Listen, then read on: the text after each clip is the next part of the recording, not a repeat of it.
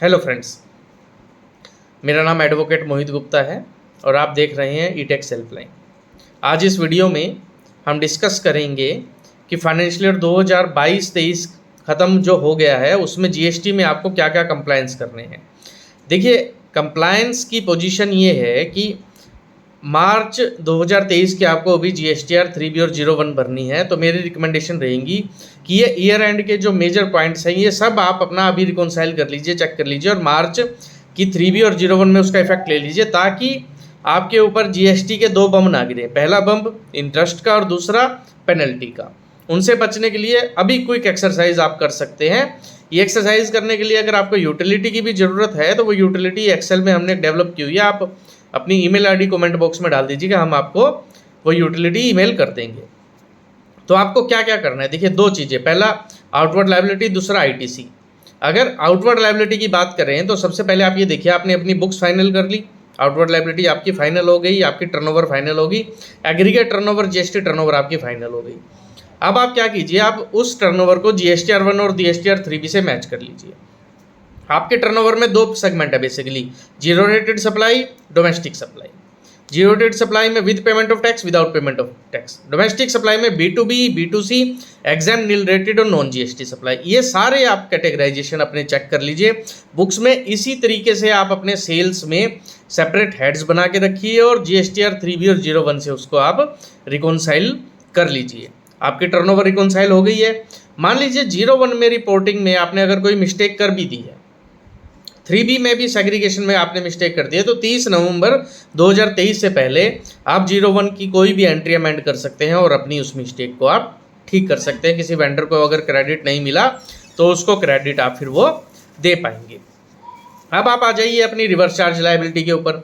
आपको reverse charge में liability discharge करनी थी, आपने कर दी। आप ये देखिए, कोई ऐसी लायबिलिटी तो नहीं जो रिवर्स चार्ज में डिस्चार्ज करनी थी लेकिन आप करने से रह गए। जैसे ही वो रिकॉन्साइल हो जाती है फिर देखिए क्या 3B में सारी की सारी लायबिलिटी दिखा दी है।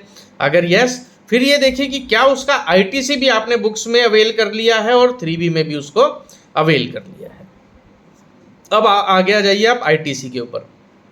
ITC में आपको 3 डायमेंशनल रिकॉन्सिलेशन करना है, books with 3B with 2B।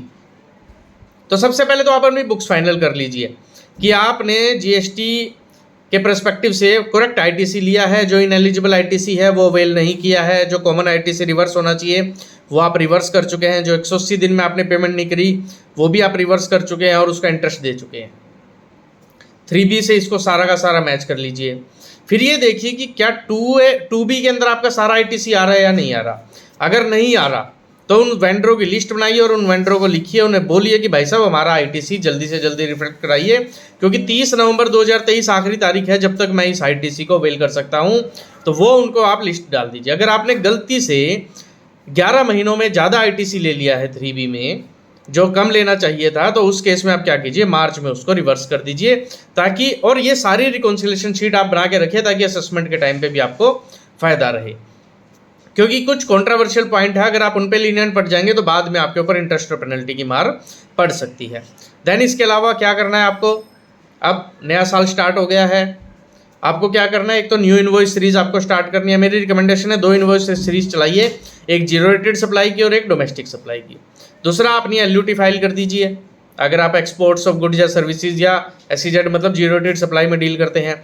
आप ये चेक कीजिए कि ई इनवॉइसिंग जो है क्या वो आपके ऊपर लगती है नहीं लगती है। आपकी एनुअल एग्रीगेट टर्नओवर 10 करोड़ से ज़्यादा तो नहीं गई किसी भी फाइनेंशियल ईयर में 17-18 से लेके 22-23 तक। अगर चली गई है तो आपके ऊपर इनवॉइसिंग लग जाएगी, नहीं तो नहीं लगेगी।